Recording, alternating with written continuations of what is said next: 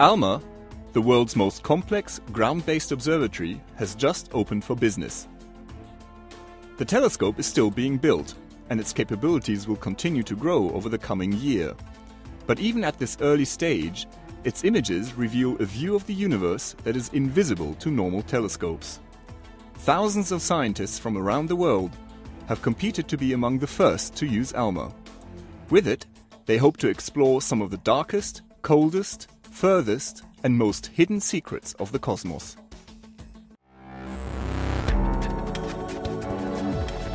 This is the ESOcast, cutting-edge science and life behind the scenes of ESO, the European Southern Observatory. Exploring the ultimate frontier with our host, Dr. J, aka Dr. Joe Liske.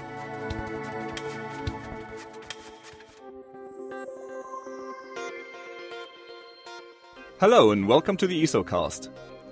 In this episode, we'll get the latest news from ALMA, the Atacama Large Millimeter Submillimeter Array, as it begins its first science observations. And we'll reveal the first public image from ALMA, a dramatic view of galaxies that are undergoing a cosmic collision. We'll find out how astronomers around the world have been eagerly waiting to get their hands on this revolutionary telescope, and discover why this is only the beginning for the observatory. So far, only around a third of ALMA's 66 antennas have been installed at the observatory site on the Chajnantor Plateau, 5,000 meters up in the Chilean Andes Mountains.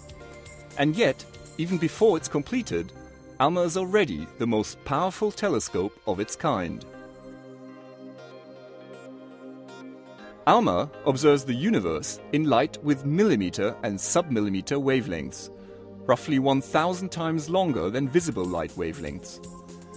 Using these longer wavelengths allows astronomers to study extremely cold objects in space, which appear dark through normal telescopes.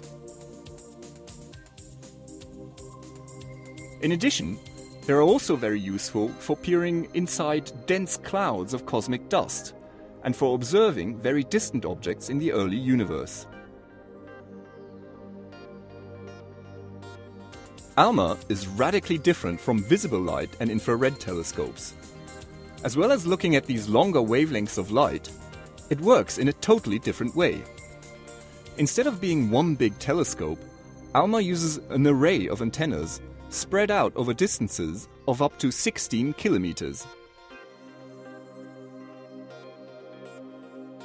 The views from each antenna are combined into one image by one of the world's fastest special-purpose supercomputers, the ALMA correlator, which can perform 17 quadrillion operations per second. Because of this, pictures from ALMA look quite unlike more familiar pictures of the cosmos.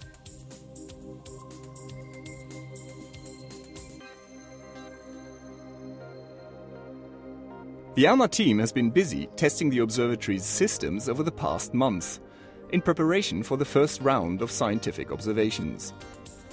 One outcome of their tests is the first image published from ALMA. This image was made using only 12 antennas, fewer than will be used for the first science observations, let alone the completed observatory, and spaced much closer together as well. Both of these factors make the new image just a taster of what is to come. The antennae galaxies are a pair of colliding galaxies with dramatically distorted shapes.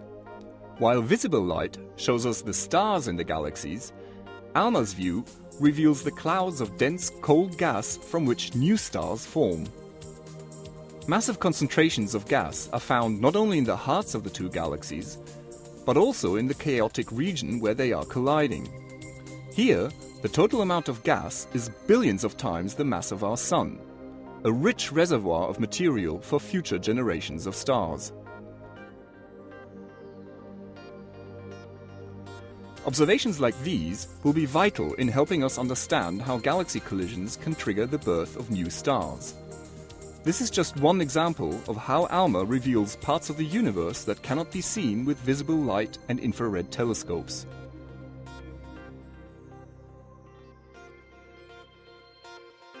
Over the coming year, The sharpness, speed, and quality of its observations will increase dramatically as more antennas become available and the array grows in size.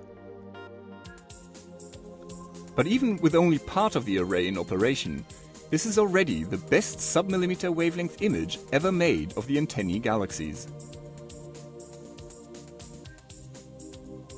ALMA could accept only about 100 or so projects for this first 9-month round of observations. Nevertheless, over the last few months, astronomers from around the world have submitted over 900 applications to use it, a record level of interest. The successful projects were chosen based on their scientific merit, their regional diversity, and also their relevance to ALMA's major science goals.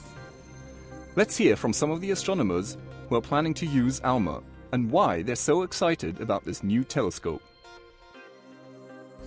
One of the main reasons we're building ALMA is to study the birth of the solar system, in essence. The solar system was formed 4.5 billion years ago, and we'd like to understand how other solar systems have come into being. And ALMA's got the scale, the sensitivity and the resolution to make detailed studies of solar systems like our Sun forming nearby in our galaxy. I look at molecular clouds in nearby galaxies. Molecular clouds are where stars form.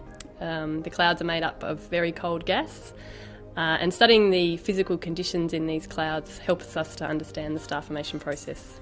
Currently we can study molecular clouds only for very nearby galaxies, out to about 30 million light years. With ALMA we'll be able to study individual clouds in galaxies much, much further out.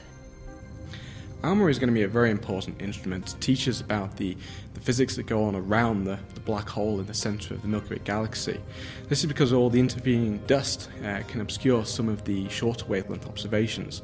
So at the very high angular resolutions and into the sub-millimeter band that the ALMA telescope will be able to observe at, we'll be able to look at the fine-scale structural detail around the black hole. Well, we know of some galaxies that exist in the faraway universe that are only seen in certain wavelengths. So, for example, we know about radio galaxies that are not observed in any other wavelength, even with the most powerful telescopes. And we have been waiting for ALMA to give us the possibility to understand what these galaxies are and what is happening in them. Building work by ALMA's partner organizations from Europe, North America and East Asia will continue during the first science observations. By 2013, the observatory will be complete and will feature 66 antennas spread out over distances of up to 16 kilometers.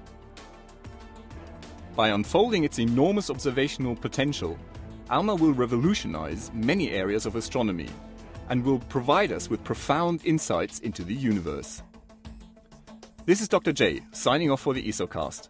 Join us again next time for another cosmic adventure.